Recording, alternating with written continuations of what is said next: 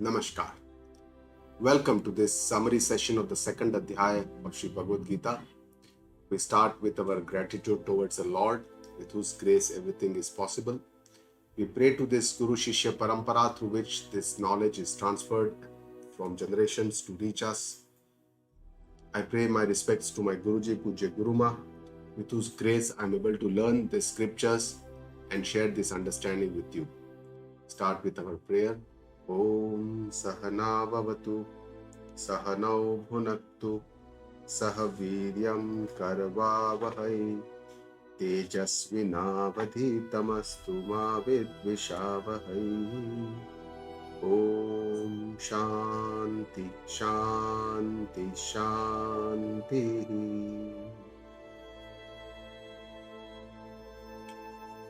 So the first Adhyaya of Sri Bhagavad Gita set the background for what was to follow in the second Adhyaya. It shows how Arjuna develops sorrow, vishada, despair, sadness out of moha, attachment, delusion, which also arises out of ajnana. And that's the setting of the stage for the second Adhyaya, where in the first 10 shlokas, Bhagavan talks about the condition of Arjuna, how he accepts the disciplehood, and then shows the ultimate goal for the mankind, the divine knowledge. He gives the absolute reality of this universe, the Jnana Updesha. And this second Adhyaya is considered to be the summary of Gita Ji, where Bhagavan talks about this Atma Gnana, and then also tells us how we can achieve this Atma Gnana. He shows us the way, the means, the sadhana, amongst which first and the foremost sadhana for most of us is Karmayoga. Karmayoga is the path of action which helps ourselves to purify our actions, to purify our raga, dvesha, doing actions with a particular attitude. And then after this, there is a path of knowledge, which Bhagavan describes in only 2 shlokas, 52 and 53, and finally shows the characteristics and attributes of the wise person who is deeply rooted in wisdom. And this person, Bhagavan calls this as a Sthitapragnya person, and shows what are the characteristics of the person. The final 18 shlokas of the second Adhyaya devote to this Sthitapragnya sthiti. The third to the 17th Adhyaya is the detailed vistara of what Bhagavan has already said, and then there will be more detailed description of the Karmayoga in the third Adhyaya, the Karma Sannyasa Yoga in the fourth, Gnana Karma Sannyasa Yoga, and then ultimately Atma Sanyama Yoga and a lot of other knowledge that Bhagavan is giving us in Gnana Vijnana Yoga, the Akshara Brahma Yoga, the Vibhuti Yoga, and all this Bhagavan is going to tell us in the further Adhyayas.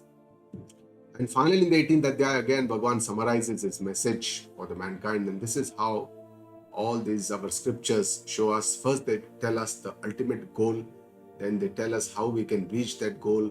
First is a summary, the Sankshepa, then there is a Vistara, there is a detailed description, and then again there is a Sankshepa or a summary. So this is how all these scriptures are based, and that is what Bhagavad Gita is also based as. So just to recapitulate the first Adhyaya, the first 11 shlokas devote to Duryodhana, seeing the great warriors on both the sides, the Pandava side, the Kaurava side, and then both the armies blow their conches, signifying that the war has started. Arjuna then asks Shree Krishna, who is a charioteer, to take his chariot to the center of the battlefield because he wants to see the opponents before he starts the war. And then after seeing his relatives in the opponent army, Arjuna develops attachment, moha, delusion, and he makes very unbefitting statements, does not befit a person like Arjuna. And then in the final shloka, he goes to the backside of the chariot, sits down, and almost like he doesn't want to fight this war. So that is the end of the first Adhyaya, from where the second Adhyaya opens. And the first shloka of the second Adhyaya starts with Sanjaya. Sanjaya, who is describing what is happening in Kurukshetra, the battlefield, to Dhritarashtra, who is blind. And Sanjaya has this Divya Chakshu, the divine Chakshu, with which he is relaying this the commentary, as well as he's seeing whatever is happening there, and then he's relaying it to Dhritarashtra. And he describes Arjuna's condition. At the opening shloka says, Tam tathaya krupaya avishtam. Krupaya means engulfed with a lot of compassion. But this compassion is not out of the sattvic compassion, but this is out of the moha, the attachment that he's had. Ashru purna kulekshanam. His eyes are filled with tears. Vishidantam idam vakyam. To this Arjuna who is in despair, who is in sorrow, sadness, sitting at the backside of the chariot, Uvacha Madhusudana. Madhusudana is name of Lord Krishna, who is destroyer of the Madhu. Madhu is the demon. Madhu is also our pride, our ego. And Bhagavan Krishna says these words to Arjuna. So these are the first words of Bhagavan in the Bhagavad Gita, but these are not the Updesha words. Only 2 verses is saying, Shri Bhagavan Uvacha Kutastva Kashmalamidam. How did you get this despair, Arjun? This attitude, your attitude is not proper. Bhagavan is explaining Arjuna, Vishame Samupasthitam. At this time in the battlefield where you have to show your courage, your bravery, and Anarya Justam. This does not befit you. And Arya, this does not befit you as a upright person. Aswargyam, it is not going to allow you to go to higher abodes, to heaven. Akirtim Karam, Arjuna. Oh Arjuna, it will get you akirti, disrespect, disrepute. And this is not wise for you. This is not the wise decision that you are taking. Bhagavan is trying to explain. And then Bhagavan uses a little bit harsher words to Arjuna. He says, Klaibhyam masma gamah partha. Oh Arjuna, don't be Klaibhya. Klaibhya means unmanly. One who's neither a male nor a female, unmanly person is a Klaibhya, an Inak. And Bhagavan is telling Arjuna in very harsh words, don't be, you are such a brave warrior. He's trying to remind him that you are Arjuna, the ace warrior, and you don't have to display any unmanly attitudes here. Naitatva yupapadyate. This attitude of yours does not befit you, Arjun. You are such a brave warrior. Shudram niradaya daurbalyam. Let go of all your weak-minded emotions which you are having, your negative attitudes, all your attachment, moha. Tyaktvottishta parantapa. Hey parantapa. Parantapa is somebody who is very strong, who is already, destroying the enemies. Get up. Bhagavan is almost like ordering Arjuna that do your duty, fight this war. This is what you have to do right now. This is your duty. And then Arjuna Uvacha, in the next verse, Arjuna is now giving a lot of reasons, justifications for not fighting the war. He says, Katham Bhishma Maham Sankhye Dronam Cha Madhusudana. How can I kill Bhishma and Drona in this battlefield? He's saying, Ishu Bihi Pratiyotsyami. How can I fight them with Ishu? Ishu means the arrow, somebody which has a very sharp edges. How can I fight them? Puja Haravari. They are worthy of my devotion. I cannot fight this war. They are all. Bhishma is my great grandfather. Drona is my dear guru. I cannot kill them. They are so respected. They are devoted to me. Guru na hatva. Again, he tries to justify his position. He says, in spite of in this world, it is better to beg for alms. And he's talking like a sannyasi, then killing my great teachers. It doesn't talk like a warrior, a brave warrior. He says, by killing my guru, I shall gain many possessions in this world and enjoy these material pleasures, but they will be stained with their blood, and I'm not going to enjoy those pleasures. And that's why it is better that I don't fight this war. It is better that I run away from the battlefield, develop some sannyasa, go to the forest and just do meditation. But that is not his sanskara. Again, Arjuna displays his dilemma very clearly in front of Lord Krishna. He says, Na chaita dvigna kataran no gariyo. Out of these 2 options, I don't know what is better for us, whether we will win over them, yadva jayema, yadivano jayayuhu, or they will win over us. The sons of Dhritarashtra, Pramukhe, Dhatarashtra, yaneva hatvana jiji vishama. I don't have any wish to desire to live in this world after killing them. They are my brothers, they are my cousins. How can I kill them? And finally, after this, Arjuna accepts to become a disciple of Krishna. So far, they were Sakha for so many years. They were great friends. But now Arjuna knows that, he doesn't know what is the best option. And he needs help. He needs the help of none other than Lord Krishna, who is standing in front of him, and he accepts, surrenders to Krishna. And he says, Karpanya dosho pahata swabhavaha. I am filled with a lot of faint-hearted emotions, all negative attitudes. Pruchami tvam dharma sammudha chetaha. I am asking you, because I am confused about dharma. I don't know which one is good, what is the right thing, what is not the right thing. I am completely deluded. Shows the simplicity of Arjuna. In spite of being a great warrior, he accepts that he does not understand dharma at this moment. Yachreyasya nishchitam bruhi tanme. He says, you tell me whatever is the most beneficial, Shreya, whatever is the Shreya Kalyankari for me. Shishyasteham. He says he accepts to be disciple of Lord Shri Krishna. He surrenders to Krishna. He says, Shishyasteham Shadimam. You teach me, you govern me. Tvam Prapannam. I surrender to you, he says. And with this is a very important shloka, because here it tells us that whenever we have ignorance, we don't know something, we have to accept to be a disciple of a guru, a learned guru, and then we have to learn, like Shri Krishna is going to teach the Atma Anatma Updesha to his disciple. Similarly, a learned guru can tell us about what is the ultimate reality that Bhagavan is talking about in this Adhyaya. Arjuna again shares his own confusion and shows his dispassion, Vairagya. He says, Nahi prapashyami mamapanudyat. I cannot see anything which can relieve my sadness, which has dried all my senses. I have developed Vairagya. I don't want to fight this war. He says, Avapya Bhuma Vasapatnam Ruddham Rajyam Suranam Apichatipatyam. In this world, after winning a prosperous kingdom, even then, after achieving all these lordships over the devas, I don't desire to fight this war. And then Sanjay is now telling what is the situation. Arjuna has already declared now that I don't want to fight this war. He says, Eva Muktva Rishikesham. Arjuna is telling Krishna, Gudakesha Parantapa. He says to Krishna, Nayotsya, I will not fight this war. And after saying this, Tushnim Babuvaha, he becomes very quiet. So far, Krishna has been listening to him very quietly. All his justifications, Krishna has spoken very quietly.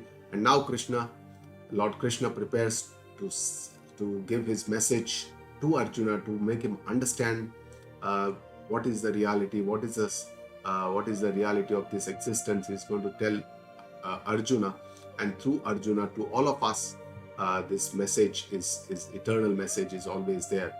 So Tamu Vacha Rishikesha Prahasanniva Bharata. To Arjuna, who is very sad, Vishidantamidam Vacha, Lord Krishna is speaking Prahasanniva, as if he's smiling, he's speaking.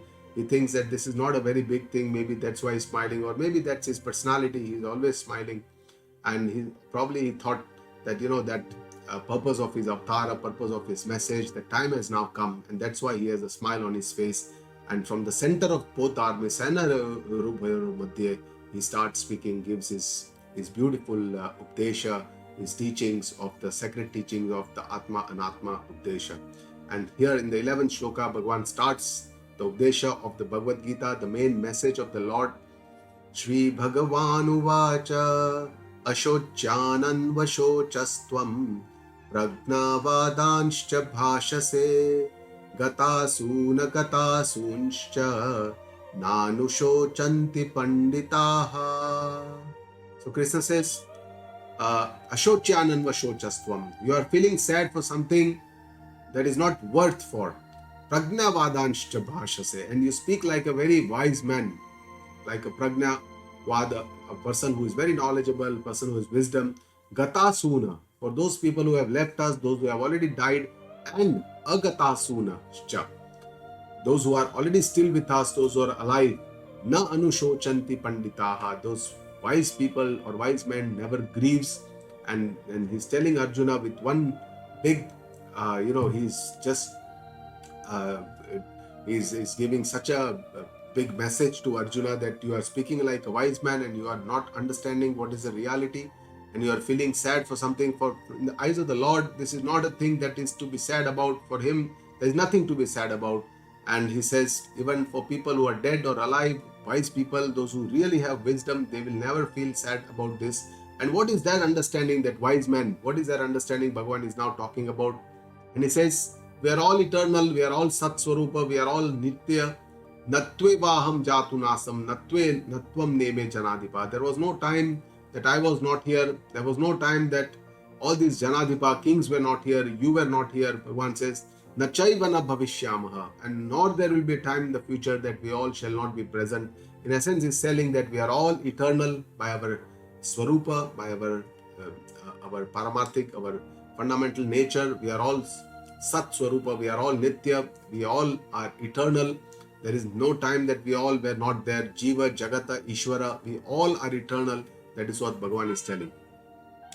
And then he says, He is talking about what are the bodily modifications of the body. He says for the Jivatma, which is indwelling, which is eternal, the body undergoes many changes, right from being Dehe Kaumaram Yauvanam Jara, means child, young adult to old age.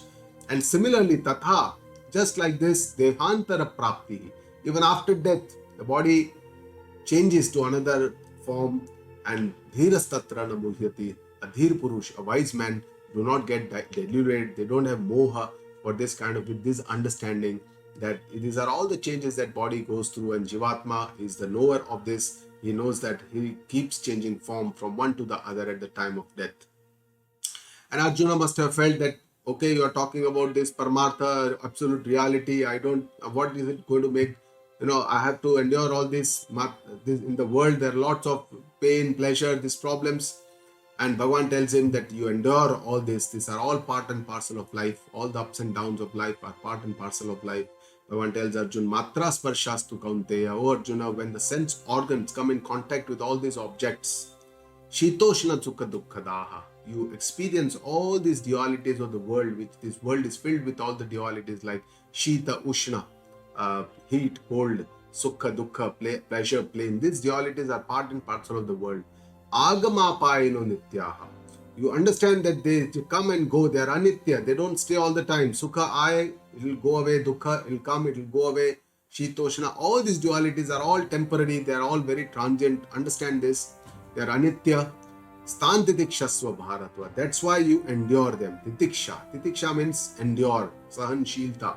So endure this Bharata. Bharata is name of Arjuna.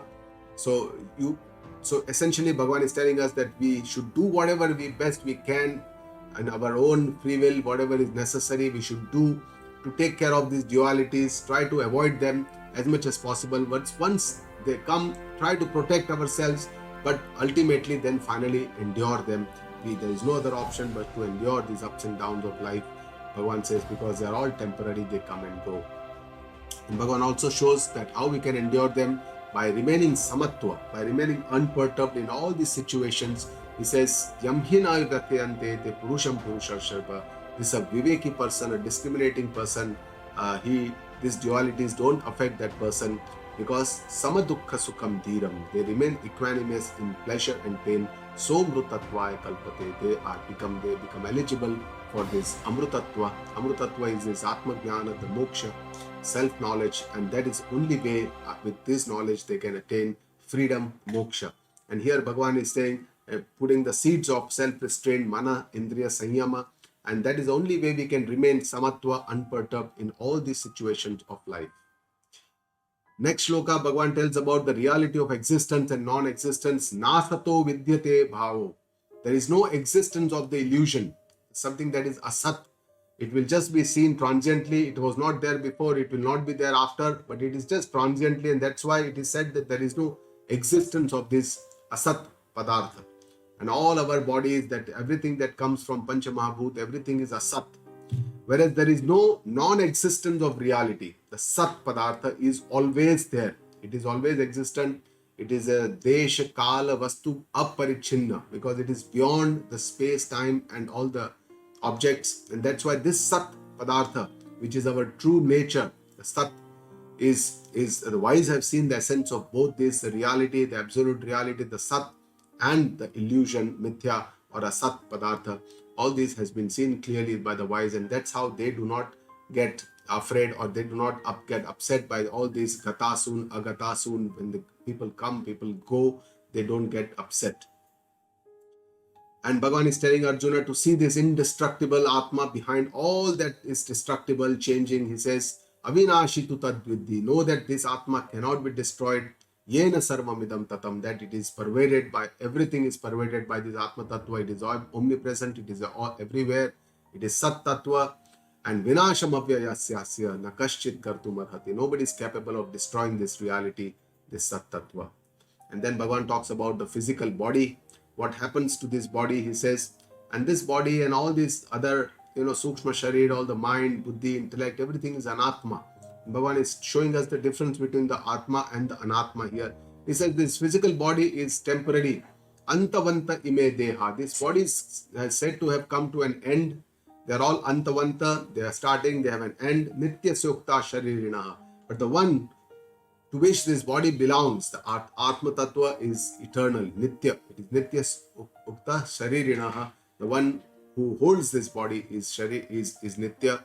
And this is Anashinaha. It is cannot be destroyed. Aprameyasya, which cannot be understood by any evidence, Apramana, because all this Chakshu Indriya, all this Pramana, the Pratyaksha Pramana, the Anuman Pramana, all this Pramana cannot make us know this Atma Tattva. It is beyond all this, because it is through which all this Pramana, everything works. So it is the fundamental Adhishtan through which everything works, and that's why it cannot be known by all these Pratyaksha, Chakshur and Indriyas. And that's why Bhagavan says it is Aprameya, because it is Swayam Prakasha, it is self-illuminating. It does not require anybody else's illumination to illuminate that Atma Tattva. Bhagavan says, Tasmat Yuddhasva Bharata. With this understanding, Bhagavan is telling Arjuna, you fight this battle, that these bodies are very temporary, and the person, the Sharirina, the one that holds this body, is the Atma, which is indestructible. Bhagavan says, Atma does not kill, nor is it killed. Ya enam vetti hantaram. One who believes that this Atma kills. Yaschainam manyate hatam. And one who believes that Atma gets killed. Ubhau tau na vijanito. Both of them do not know. Nayam hanti na hanyate. Neither Atma does not kill anyone, neither it gets killed. There is no karta, there is no karma in the Atma. It is a non-doer. It is a karta swarupa as Atma Tattva. All the karma karta is in the mithya, it is in our body, it is in our mind, it is in our intellect. All this is in the anatma, it is not in the Atma Tattva. And Bhagavan is telling again that najayate mriyate va kadachit. This Atma is never born. Najayate, it does not come into existence. Namriyate, it does not even die, never dies. Va kadachit nayam bhutva bhavita va na bhuyaha. It does not get produced. In the past, it has never that it was not there and it has come into production, and it will never come into existence in the future. It is not there now and it will come in the future. It will never happen like this. It is always there. It is Nitya. It is beyond all this time, space and other paradigms, because everything is in this paradigm, within the Atma. It is Ajaha. Ajaha means unborn. It is Nitya. It is eternal. Shashvataha. It is the same.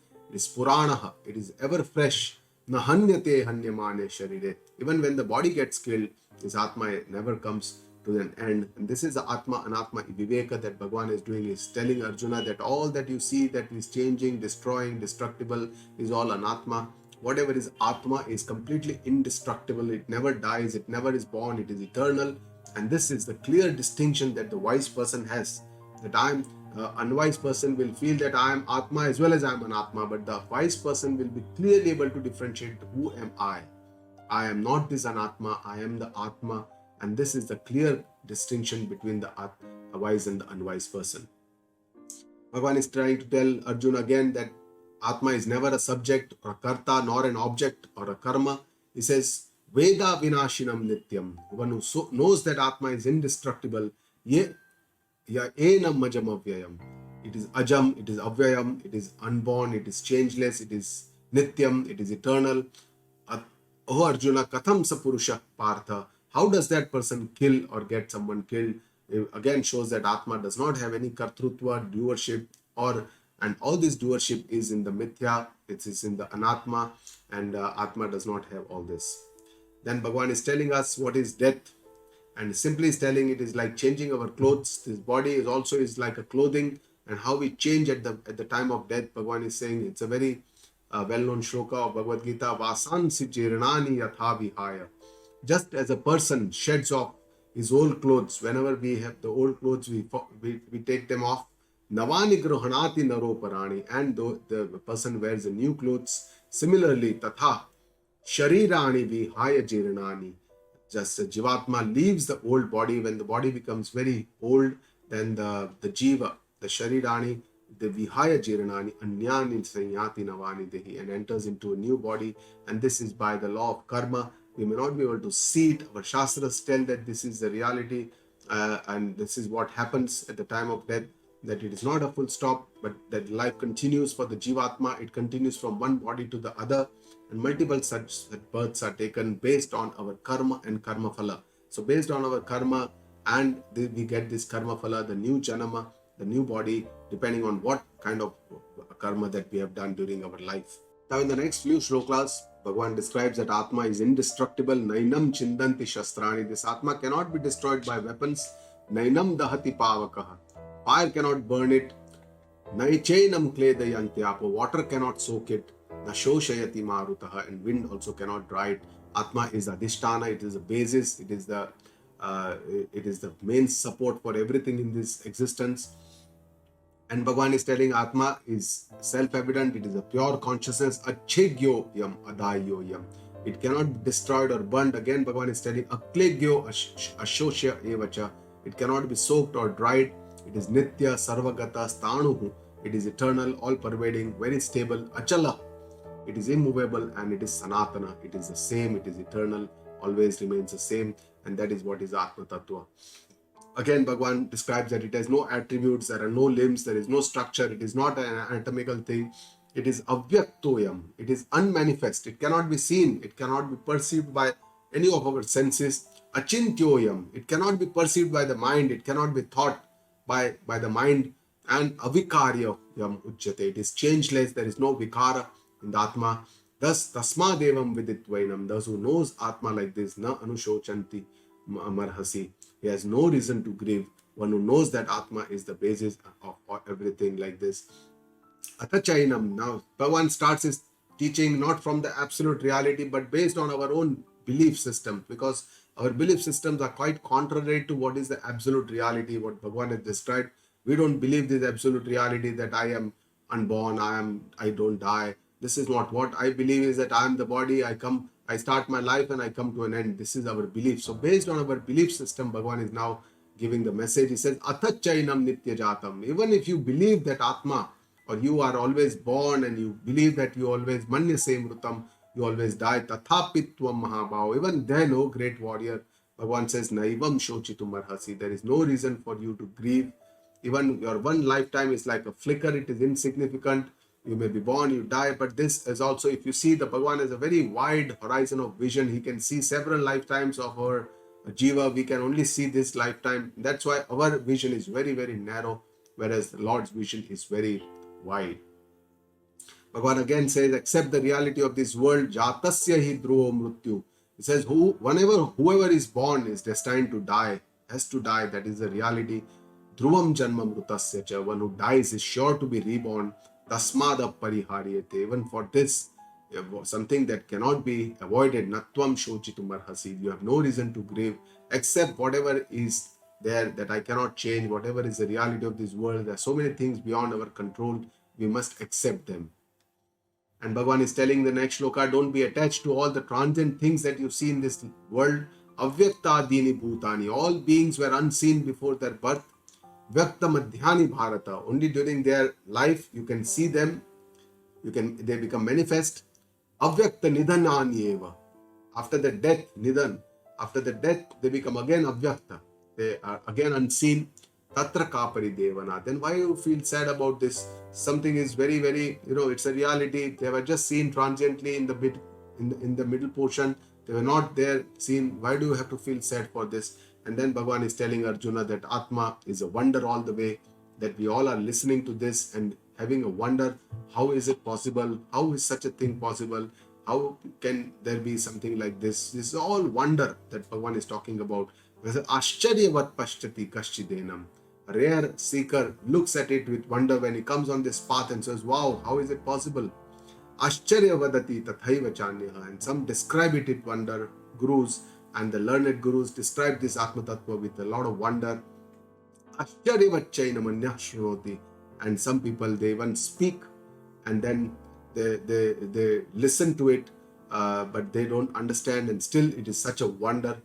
Shrutvapienam vedana chaiva kashchit. And a few people keep on listening to this, even then many do not know it, do not understand it, and that is also a wonder. So everything in the eyes of the Lord is a wonder, and all this wonder is because of His Mahamaya, through which we are all bound, and we cannot see, we cannot get beyond it and see the reality of this existence that Bhagavan is showing us here in Bhagavad Gita.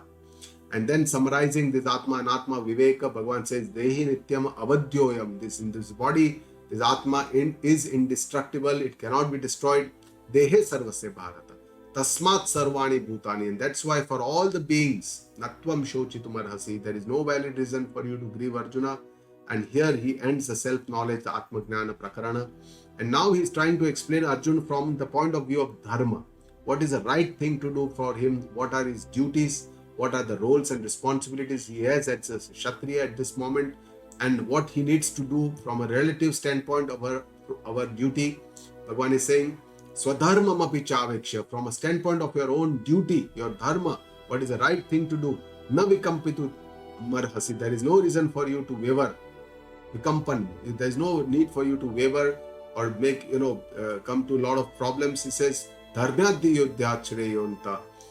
As for a warrior, Kshatriya sena vidyate. For a warrior like you, Kshatriya, there is no greater punya than fighting a righteous battle, a dharma yuddha. That is the best thing that a Kshatriya can do. And accept what comes to us as a chance, finding, as a luck, whatever we get, we should accept it. Bhagavan says, Yadruchaya chopapannam. Whatever comes to you by luck, Swarga dvaram apavrutam.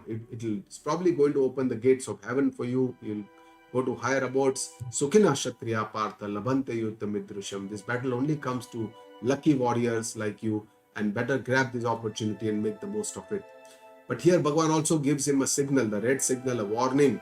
Atha chaitvam imam dharmyam. Now if you don't engage in this righteous battle, what can happen? Bhagavan is going to show him a lot of other options, what is going to happen if you don't fight. He already showed him that you should fight because these are all the positive reasons, but now he's showing if you don't fight, what can happen. Then, Tata swadharmam kirtim cha hitva papam apapsasi. Says your dharma, you lose your dharma, your duty, kirti, your honor, you are such a great warrior, and papa, you shall also get sin because you are not doing a dharma yuddha, it will give you papa also. And akirti, chapi bhutani, Bhagavan is again telling him this akirti, your disrespect, your infamy, all these people will keep kathaishanti tevayam, all the bhutani, all the people will keep talking about this for a very long time to come, that Arjuna ran away from the battlefield. Sambhavitasya chakirtim maranadati richyate. For an honorable person like you, Arjuna, akirtim is even maranadati richyate. It is even greater than death. So it's better that you fight this war, otherwise you'll get this disgrace, you'll get this akirti and people will talk about it. And Maharatha, Bhayadranat uparatam mansyante tvam Maharatha. These Maharatha, the great warriors, mansyante, will believe that Bhayadranat uparatam, you retreated from the battle due to fear. Arjuna, of course, is not having fear because he's such a great, courageous warrior, but he's only having this attachment, this moha. But the people will believe that you had fear and that's why you ran away from the battle. Yesham chatvam bahumato bhutva yasya silagavam. And those who know you as having great virtues, you shall also fall in their esteem, in their eyes. You shall have lagavam, you shall be belittled. And this disrespect will give you the highest pain. Bhagavan is telling Arjuna, because Kshatriya, for him, this kind of disrespect of not going to war, retreating from the war, your enemy is avachya vadanshcha bahun. They will speak many, many unpalatable avachya, unpalatable words. Bahun vadishyanti tavahitaha. That will be disrespecting to you. Nindatastavat samarthyam. They will disrespect your courage, your samarthya. You are such a great warrior, but they will disrespect, saying that you are a coward. Tato dukkhataram mukim. That will be most painful to you. Wherever you are, you will be in great pain because this is something you will not be able to bear. And Bhagavan is telling Arjuna that whatever happens will be for your good. If you die, hatova prapsasi swargam. If you die on the battlefield, you will go to heaven. Jitva va bhokshase mahim. If you win, you shall enjoy this kingdom of Hastinapur. Tasmad uttishta kaunteya yudhaya kruta nishchaya. That's why, oh Arjun, make up your mind firmly, get up and fight this war. And Bhagavan is telling Arjun repeatedly, Yudhaya, Kruta Yudhaya, Nishchava, there is no need to worry, you have to fight this war. And by this, a lot of people misunderstand Krishna, that he incites Arjuna into violence or himsa, and that is what Bhagavad Gita is about. Actually, it is complete misunderstanding of Gita ji, because Gita and our scriptures never allow us to go into violence, but this is a yuddha for dharma. Our scriptures, they have the basis of dharma. And whatever is the right thing to do, we should do, even if it involves some kind of violence in order to uphold the dharma. That is also by to crush the adharma, then also it is acceptable in our dharma. So it is not that Krishna is inciting Arjuna into violence, but Arjuna actually came to fight this war. but got into moha. And Bhagavan, what he wants to do is to get moha relieved from Arjuna. His shoka, he wants to relieve from Arjuna. His ajnana, from which all this arises, Bhagavan wants to relieve this, and that's why he wants to give him the Atma Jnana, is another understanding. And here Bhagavan is starting another seeds of how he can fight this war with a new understanding. Is showing Arjuna that be equipoised in all these situations, sukha dukkhe same krutva. Be equanimous in all this sukha, dukkha, pleasure, pain, labha, alabha, jaya, ajaya, profit, loss, success, failure. Tato yuddhaya yujjasva. If you fight this battle with this samatva, equanimous attitude, then naivam papama vapsasi. You will not get any sin. He's sowing the seeds of Karmayoga, where samatva bhavana is a very important attitude of Karmayoga.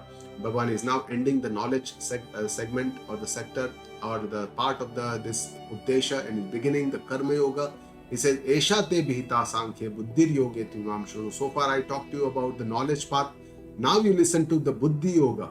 Buddhi Yoga is synonymous with Karma Yoga, because Karma Yoga means you have to work with your Buddhi, with your understanding, with the right attitude. That is what is Karma Yoga. If you do your actions with this right attitude, Bhagavan says, Karma bandham prahasyasi. All your bondage of karma will be liberated. And this can only be liberated by Gnana, by knowledge. And that's why Bhagavan is also showing the link between Karma Yoga and Gnana. Karma Yoga is the indirect means for developing Atma Gnana, because Karma Yoga leads to Shuddhi, Antakarana Shuddhi, which is the next step to it is an essential step for the Atma Gnana. And Bhagavan is also now praising Karma Yoga. He says, Neha pi akramanasha asti. There is in Karma Yoga, whatever small steps you take, there is no waste of effort. Abhikramanash na asti. Bhagavan is saying, Pratyavayo na vidyate. There is no opposite result. Whatever you do, you'll get the result. Karma phala theory is a very just theory. Swalpam apyasya dharmasya. Even if you do small dharma karma, a small good deed for anybody else, trayate mahato bhayad. The great fear will be destroyed. Will liberate you from this great fear. Great fear is what? The great fear for us is mainly for our death, for the death of our near and dear ones, disease, old age. They are all the great fear. And we will be liberated because we will know the reality of the existence, and by this we will be liberated from this great fear. So Bhagavan is trying to tell Arjuna, nothing goes on vain in this path. Even if you don't get the results in this life, maybe you'll get it in the other life. This journey continues.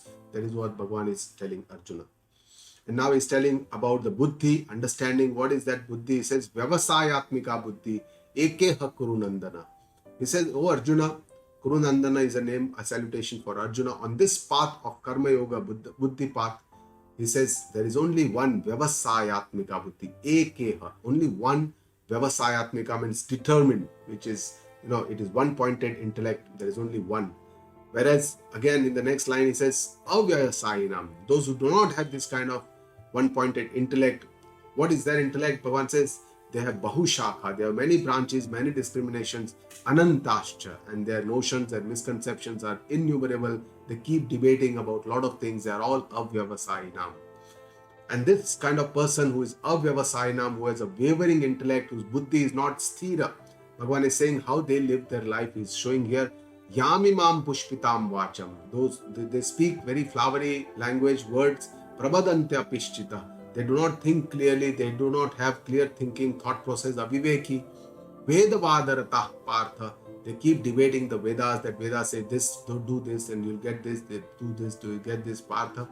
Nanyadas iti vadinaha. There is nothing more to life but to just work, karma, bhoga, just do your karma, enjoy the pleasures, do the karma, enjoy the fruits. All this is what is life all about.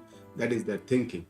And those people, those who don't have a goal, avyavasayinam people, what do? Kamatmana swarga paraha. They do karma, just thinking that there are bhoga here, but I do better karma so that I go to the heaven and enjoy the bhoga of the heaven, because the bhoga or the pleasures of the heaven are even better than this world.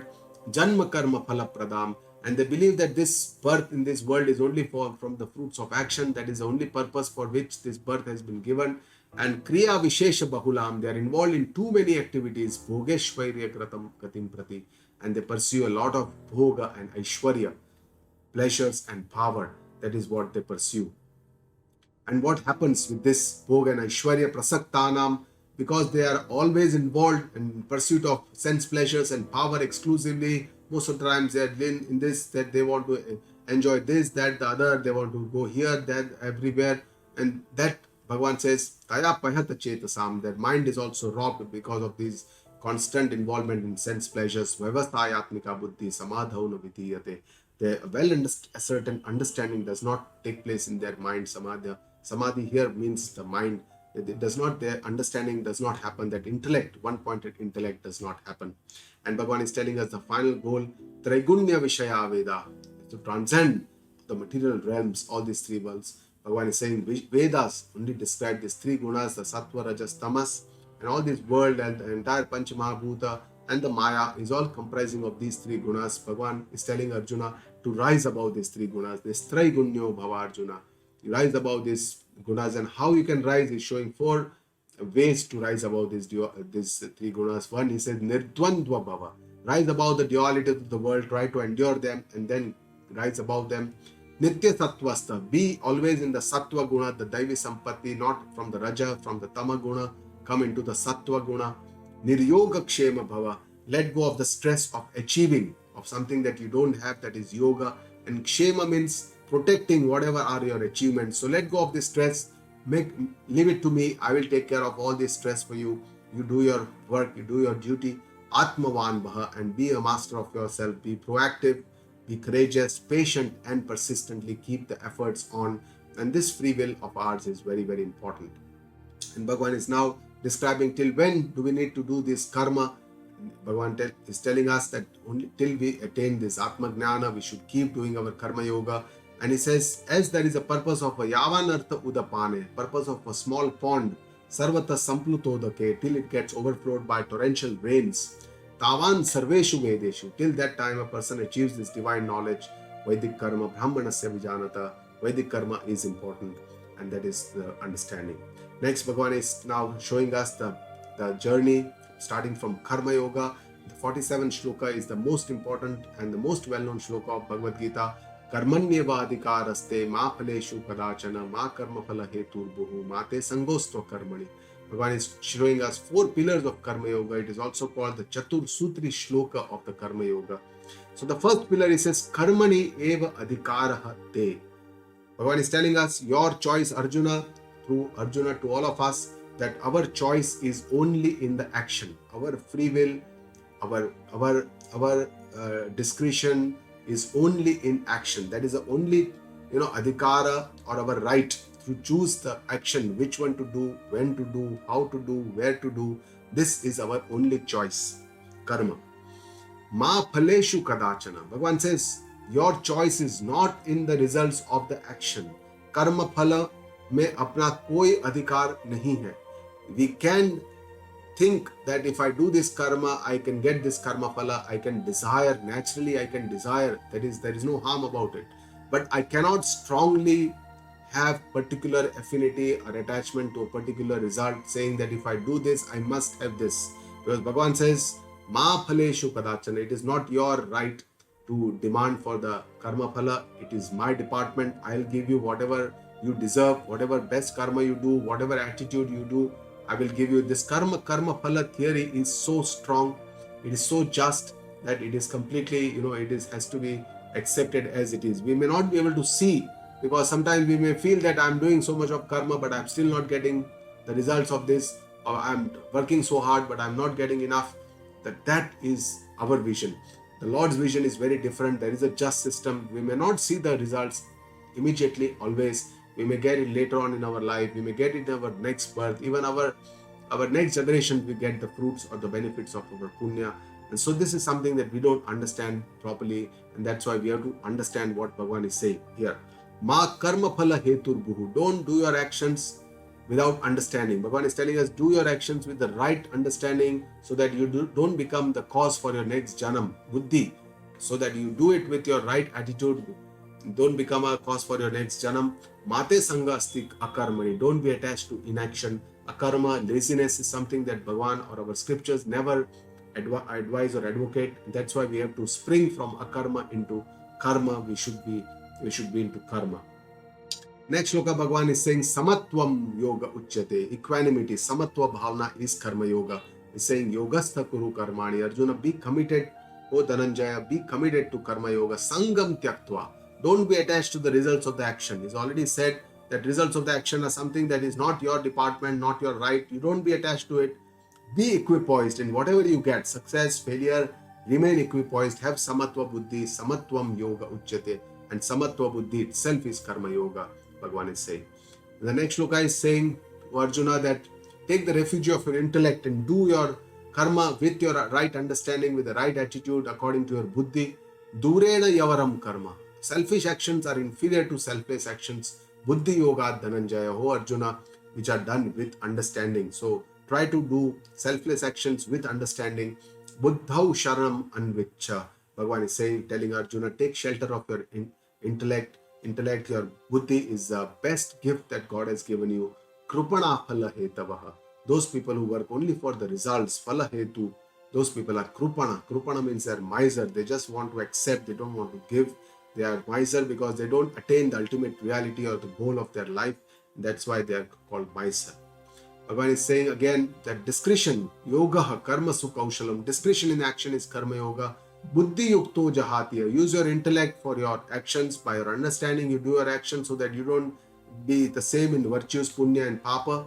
Tasmat yogaya yujasva. Commit yourself to karma yoga. Yoga karma sukaushalam. Bhagavan is saying kaushal, kushalata, cleverness or the skill itself is karma yoga. But that skill we have to understand is not the outer skill that Bhagavan is talking. It is the skill of our attitude, our inner skill, doing the right karma with understanding. That is karma yoga.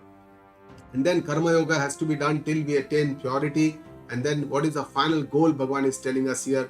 By actions, karmajam buddhi uktahi, by actions with your attitude of karma yoga, phalam tyaktva manishinaha, letting go of the attachment, the fruits of the action, manishinaha, one who has won over his mind by his intellect, janma bandha vinirmukta, is liberated from birth and death, and padam gacchantya anamayam, attains highest self, which is free of all the afflictions, anamaya pada, which is the highest pada, which is free from all the pain, miseries, which is moksha itself. We will attain that by Atma Gnana, and only with Karma Yoga we will attain that purity, that Antakarana Shuddhi, and from then on we will attain this Atma Gnana and be able to reach to moksha. And for this sadhana, Bhagavan is doing two steps. He's showing for the path of knowledge. The step one is to become eligible for this knowledge path. Yada te moha kalilam buddhi gati tarishyati. Bhagavan says this sadhana chatushtaya sampatti viveka vairagya shama adi shat sampatti and mumuksha are the four steps which are essential for this gnana sadhana to make us eligible for this gnana sadhana. Vivek is our intellect that Bhagavan is talking about here in buddhi yoga, in karma yoga. And with this vivek you have to, Bhagavan says yadate moha kalilam buddhi vyati tarishyati. So we have to cross this mud of delusion. This mud is kalila, moha, the delusion. And then tadagantasi nirvedam, then only we can attain the dispassion, then the vairagya. Nirveda is vairagya from what we have heard, shrotavasya shrutasya cha, what we have heard and what we are going to hear in the future. And from all these worldly talks, worldly objects, materials, we develop vairagya by right understanding that this is not that important. My goal is something else. And this maturity, this acceptance of the reality helps us to get a very, very kind of a matured vairagya from this world. And only then we become eligible for the next level of the sadhana, which is the final journey to attain the gnana, which is called the gnana sadhana. And in Vedanta, the gnana sadhana is the most antaranga sadhana, the most closely related three sadhanas for attaining the knowledge. This is called Shravana, Manana and Nididhyasana. So doubts which are created, Shruti Vipratipannate, doubts which are created after listening to the Shruti, the Grantha, the scriptures, Shravana, these doubts have to be cleared by what is called as Manana. And then with this Sanshaya, which are cleared, these doubts by the logic which is applied by the scriptures, the mind becomes Stasate Nischala, the mind becomes steady, Samadhavachala Buddhi, and this steady mind we are able to use it for to understand our Atma Swarupa in meditation. By Nididhyasana, we have to take care of all the Viparya, the opposite samskaras that are present. And only then Bhagavan is telling Arjuna, Tada Yogama Avapsasi, then only you will achieve attain this Sthitapragnya yoga, you will achieve this status of a wise person who is firmly determined in pragna, in wisdom. So the last 18 shlokas of the second Adhyaya are devoted to the Sthitapragnya part of the second Adhyaya. Sthita and Pragnya means the person who is firmly rooted, Sthita, who is steady in Pragnya. Pragnya means knowledge, the wisdom. And this person who is firmly rooted in wisdom, who is an enlightened person, is the highest achievement of a humankind or a mankind that we can achieve. And here Bhagavan describes the characteristics of this person, the wise person who is deeply rooted in this wisdom. And this is because of the internal attitude, because of the right understanding that that person has. And that gnana is Atma Gnana, through which that person has his right understanding. That ultimate knowledge, that divine knowledge helps us, that person to have the complete fullness of the life, paripurnata, believes that he's full, whatever he's doing out of fullness, not to achieve something, he's doing it out of joy, not to become happy or out of to make himself or herself happy. And this leads to a complete acceptance of all situations. There is no complaints. He's always at peace with himself or herself. For the seekers like us, it's a very important path because it shows us the goals that we need to have, where we have to reach. It helps us in our introspection, in our journey, and shows us the milestones where we have reached till the goal. So it starts with Arjuna's first question, which comes out of a very innocence. Can such a person be ever there? A person who is enlightened, who is wise, who is Sthitapragnya. Arjuna Vacha Sthitapragnasya ka bhasha. He asks 4 questions. First question is, what is the language of Sthitapragnya? Samadhi stasya keshava. Samadhi kal is a time when the person is in samadhi, is in the climax of meditation, when the dhyata, dhyaya and the dhyana, all this triputi, all this triad becomes one. There is nothing like I am the doer, I am the person who doing the meditation, I am doing the meditation, and this is the goal. Everything, all these 3 becomes one in Samadhi Avastha. And the next 3 questions are for the Vyutthan Avastha. Vyutthan is the Vyavahara Kala. Vyavahara Kala is when they live their life in conduct. What are the questions? Sthitadihi kim prabhasheta. How do they speak? Kimasita. How do they sit? And Vrajeta kim. How do they walk? So Arjuna wants to know about Sthitapragnya person, that enlightened, wise person. He wants to understand what are his characteristics. So Bhagavan starts answering the first question that he answers in the next shloka. He says, what are his attributes? What are his lakshan? Bhagavan is saying, Prajahati yadan kaman sarvan parthamanugatan. When all the desires that appear in this mind, as they appear in the mind, they are given up by right understanding. How? Why? Because Atmanyeva Atmana Tushta. Because that person is happy who is only in his own, his or her own self alone, in his Atma Swarupa, because he has understood that I am not this body, I am not this mind, I am my Atma Swarupa. With this understanding, that person is now firmly ascertained in the knowledge. That person is called to be firmly ascertained or deeply rooted in the knowledge, a Sthitapragnya person. That is the first attribute that Bhagavan is saying. He is not saying that desires will not come in his mind. Even in his meditation, desires will come because he is a person. But with the right understanding, he gives up all the desires. He knows that this is not important. This is not that important. What is most important is my Atma Swarupa, where I have to meditate. And with this understanding, the desires, even if they come, they are given up. The next question is, what is this Kim Prabhasheta? So Bhagavan says, how does he respond to his worldly situations of Sukha, Dukkha? He will also live in this world and get all these situations. Is Dukkeshvanu Digna Manaha. Is not agitated in grief or sorrow, does not get depressed so much.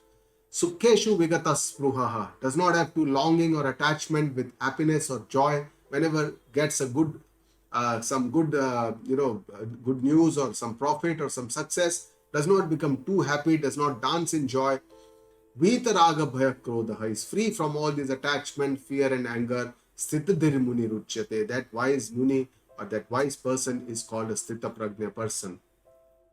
Bhagavan says, now how does it differentiate between affection, love and attachment? Yaha sarvatra na abhisnehaha. One who does not have too much of attachment. Tattat prapya shubhashubham. When one encounters very pleasant and unpleasant circumstances, na abhinandati na dveshti. Does not rejoice too much. Ananda itna abhinandati na dveshti. Does not hate anyone. Tasya prajna pratishtita. That person's knowledge becomes firm, becomes a Sthitapragnya person who knows that, love is good when it flows out of any expectation. Affection is good, compassion is fine. But too much of love, restricted to one area, becoming attached to one person or one situation, objects or some things, that is not going to be good for that person. And that's why this is the understanding how the Sthitapragnya becomes wise in intellect. And then Bhagavan answers a third question, Kima Sita. How does he sit? What is his sense or his mind control when situations arise in this world, when he's living in this world? Bhagavan gives an example of turtle. He says, Yada samharate chayam kurmongani va sarvashaha. Just as a turtle withdraws all the limbs into its shell, Indriyani indriyarthebhyaha tasya prajna pratishtita. Then this person withdraws all the sense organs from the sense objects, and then one attains its firm wisdom, the Sthitapragnya.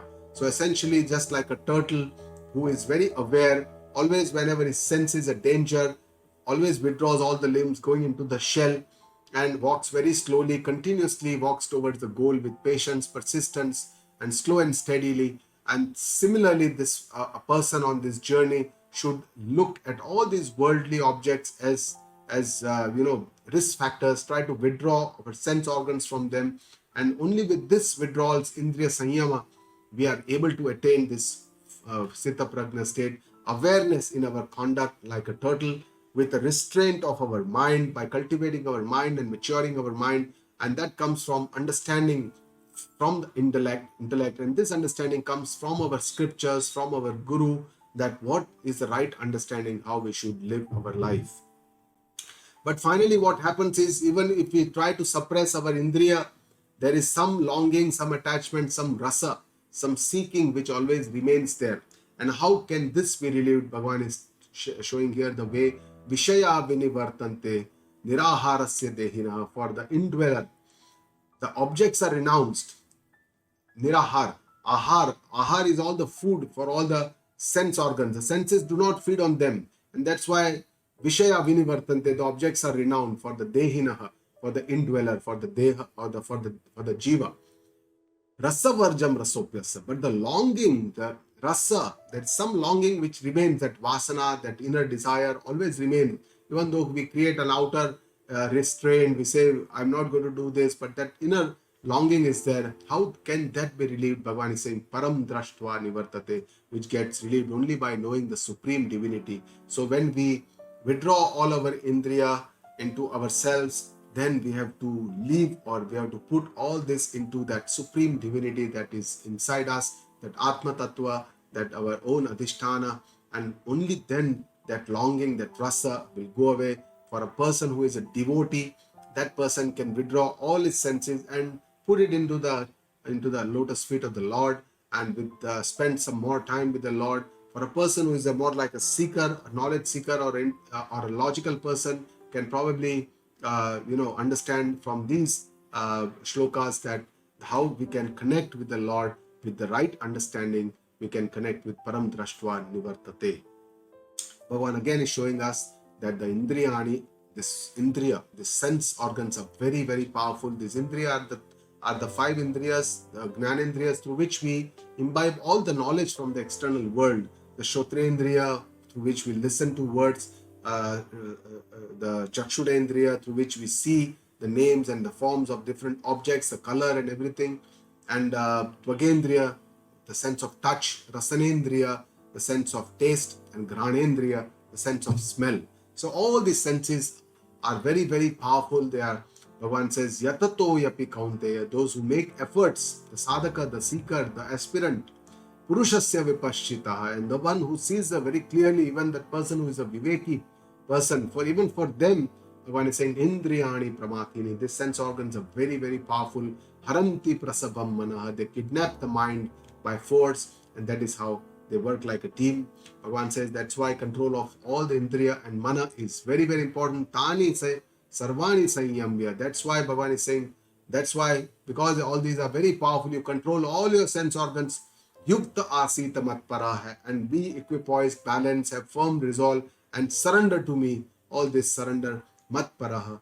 Bhagavan says, vashehi asendriyani. Only one who has all these indriya under his vasha. Vasha means under our control.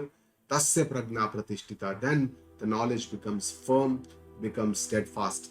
And then Bhagavan is showing the next two shlokas, the 8 steps to ruin for the person who does not have restraint over his mind or senses. Asanyami, one who's uchrunkhala, who just wants to do whatever he likes or she likes to do, that does not have any restraint over ourself. One says, Dhyayato Vishayan Punsa. A person thinks of that objects, dhyan karte, chintan, about those objects, thinking that these objects will give me pleasure. Sangaste shupajayate, gets attracted or attached to these objects by repeatedly thinking on them. Sangat sanjayate kamaha, gets intense desire, kamaha, to get these objects with them. Just like when we see advertisements, we think about it and we get attached or attracted, and then we have a strong desire to get this kind of an object for us. Kamat krodho bijayate, and if these intense desires are not fulfilled, then what happens is that there is an anger which comes in our. So far it is a reversible process if we are aware that these are the issues that come. But if we are not aware, for the unrestrained, for the completely unbalanced person, a Sanyami person, anger becomes so much that it leads krodhat bhavati sammoha. It leads to delusion. It is not able to see clearly what is the right and the wrong thing. Sammohat smriti vibramaha. With this sammoha, moha, increasing moha, there is a loss of memory. Whatever good things we know what is the right thing to do, we don't understand at that time, in the avesha, in the rage of those emotions, we are not able to see what is the correct thing to do, what is the right decision to take. Smriti branchad buddhi nasho. With this destruction of the memory, the intellect is also destroyed. Buddhi nashat pranashati, and that person ceases to become a human, indulges in more violence or inhuman acts, and this becomes irreversible and destroys the personality of the person. And that's why Bhagavan is telling us the fourth answer to the question, Kim Prajeta, what is the conduct of this life? This person in the life lives without, free from all the strong likes and dislikes. Raga Dvesha Vyuktaistu. So Raga and Dvesha are the two impurities which are firmly ingrained in us by all our previous samskaras, and they are the ones that color our vision and don't allow us to behave in what we should actually behave. So free from this strong likes and dislikes, this person is with Vishaya and Indreshchar, and the sense organs, they move on different objects. Atma Vashyer Vider Atma, one for whom they have a control or restraint over their own sense and mind. Prasadam adhigacchati. Prasadam means they achieve the peace of mind, adhigacchati, and only then we can achieve this. Prasade sarva dukkhanam. Bhagavan says, if we have a peace of mind, then all the miseries, dukkha, dukkhanam, hani rasyopajayate, all these, they go away, they disappear. It is not that pain or miseries don't come to such a person. It does come, but because of this right understanding, they don't feel that much of pain or miseries. Prasanna chetaso yashu. For that person who is at peace with himself or herself, buddhi paryavatishtate, that intellect soon becomes firm, soon becomes Sthitapragnya. And the person who does not have balance, the person who is ayukta, nasti buddhira ayuktasya, that person who does not have restraint, the knowledge does not become firm, and the person is not able to contemplate, there is no peace of mind. And Bhagavan says, ashantasya kutah sukham. The person who does not have any peace of mind, how can he be happy? How can that person be happy? Essentially, Bhagavan is trying to tell us that it is that inner peace which is the most important for us. That is the greatest source of happiness. We should not keep seeking outside for happiness, outside in the world. The greatest sense of happiness is deep within ourselves. It's only in that inner peace that we get real happiness. Bhagavan is again trying to tell us that, is again repeatedly telling us that this sense organs, indriya, is very, very powerful, and that sanyama we must have. Indriyanam hicharatam, the senses keep roaming in the objects. Yanmanonu vidhiyate, the mind also keeps following the senses, and also kidnaps tadasya harati pragnam, kidnaps the intellect also along with it. And this harati, here we have to be aware only, because all this works like a team. It is like a team which indriya, mana, buddhi, all they become part of. If you don't have restraint, vayu navami bhambasi, Bhagavan gives you the example of a wind which is blown away by the boat, which is blown away by the wind in the water. And that's how he's trying to tell us that we should always be indriya sanyama, always aware of our senses.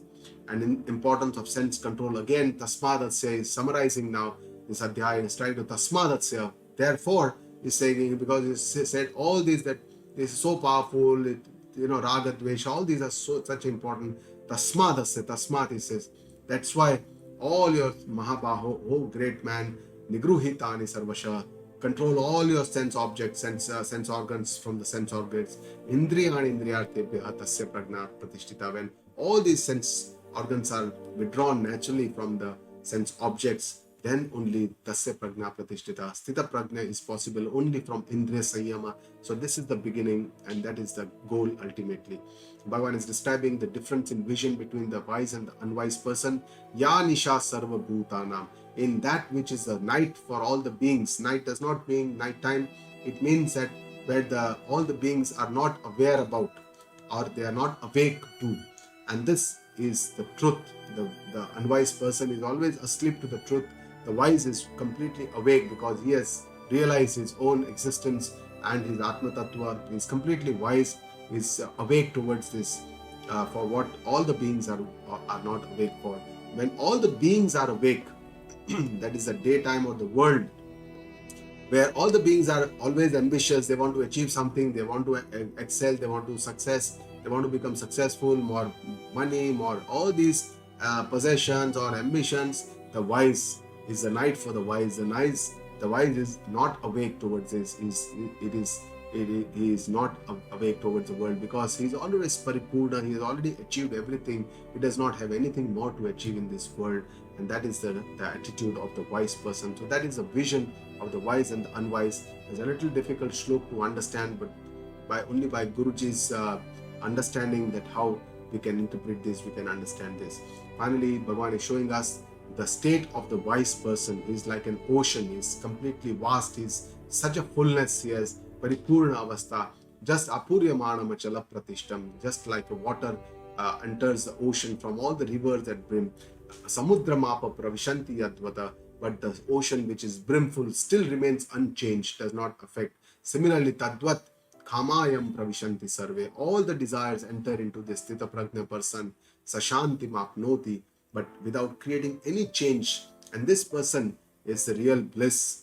Not the one nakama kami, not the one who has many desires. That person who has many desires does not get real happiness, does not get real bliss. And finally, in the last two shlokas of the second Adhyaya, Bhagavan shows the journey for the seeker, also describes the wise person, Vihaya Kamanya Sarvan, that person who has left all the binding desires. When he started with Prajahati Yada Kaman Sarvan Partha Manogatan, here he says that person has left Vihaya Kamanya Sarvan and Spuman Sharati Nispuha. That person lives without any longing, without any attachment, Nirmama, without any attachment to his home, to his people, to his possessions, to everything. Does not feel that all this is my, because he does not identify with his body, mind and the sense complex. Nirahankara, does not have any ego, does not have any attachment, does not have any ego that I am the doer, because understands that I am the Karta Swarupa, I am the Atma Swarupa. And that person, Sashanti Madhigachati, that person attains that eternal bliss, that peace of mind. And finally, Bhagavan shows the final goal for the mankind, Esha Brahmi Sthiti Partha.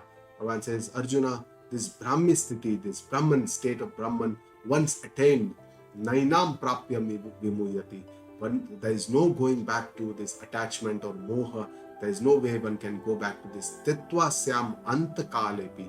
Even if we achieve this state at the very fag end of life, Brahma Nirvana Muchyati, even then we attain the freedom, Brahma Nirvana, the moksha, the mukti from all these afflictions, limitations, identifications, misconceptions. All this we remain completely eternally. We become blissful, free, happy and paripurna like a Sthitapragnya person. With this, we come to the end of this Sthitapragnya Prakaran. We must remember that for the Gnani, this is completely effortless, this kind of characteristics, because he has gone through that sadhana, this journey to attain this state. So that's why it is a very sahaj, but what Bhagavan has described here.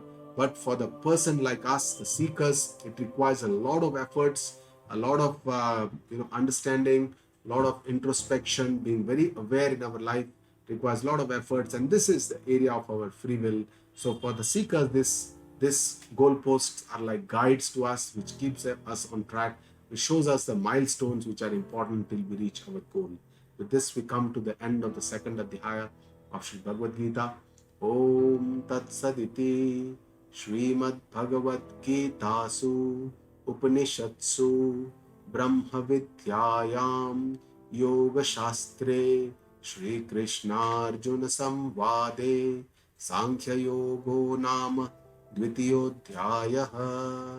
सर्वधर्मान् परित्यज्य मामेकं शरणं व्रज, अहं त्वा सर्वपापेभ्यो मोक्षयिष्यामि मा शुचः। ॐ गुरुब्रह्मा गुरुर्विष्णु गुरुर्देवो महेश्वरा, गुरुर्साक्षात् परः ब्रह्म, तस्मै श्री गुरुवे नमः। ॐ पूर्णमदः पूर्णमिदं पूर्णात् पूर्णमुदच्यते, पूर्णस्य पूर्णमादाय पूर्णमेवावशिष्यते। ॐ शान्ति शान्ति शान्तिः।